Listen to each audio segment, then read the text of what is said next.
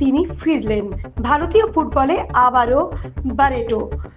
আবারও মাঠে বল পায় সেই চেনা ছন্দ, ডাক আউটে চেনা ভঙ্গি। ফুটবলার নন, কোচ হিসেবে নতুন ভূমিকায় দেখা যাবে ব্যারেটোকে। 14ই ডিসেম্বর থেকে শুরু হয়েছে বেঙ্গল সুপার লিগ ফুটবলে। হাওড়া হুগলি ওয়ারিয়র্সের কোচ হয়েছেন ব্যারেটো। জমে উঠেছে বেঙ্গল সুপার লিগ। টানটান লড়াই চলছে প্রতিটা ম্যাচেই। টেবিলের শীর্ষে ওঠার লড়াইয়ে সাপ লুডোর খেলা চলছে। মঙ্গলবার মেদিনীপুর অরবিন্দ স্টেডিয়ামে এফসি মেদিনীপুরকে 5-0 গোলে হারালো হাওড়া হুগলি ওয়ারিয়র্স, যার সুবাদে লিগ টেবিলে দ্বিতীয় স্থানে উঠে এলো জোসে ব্যারেটোর টিম।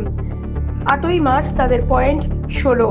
লিগ শীর্ষে থাকা জেএইচআর রয়্যাল সিটির ঘাড়ে নিঃশ্বাস ফেলছে তারা।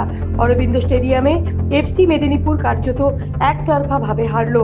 তবে বল পজিশন সমান সমান ছিল, কিন্তু গোলমুখী শটে অনেকটাই এগিয়ে ছিলেন হাওড়া হুগলি। তারা গোলে শট মেরেছে 7টা, তার মধ্যে 5টাই গোল। অন্যদিকে মেদিনীপুরের শট ছিল মাত্র 1টি। দেখতে থাকুন বিপ্লবী সংবাদ দর্পণ ডিজিটাল মিডিয়া পেজ, সঙ্গে দীপান্বিতা।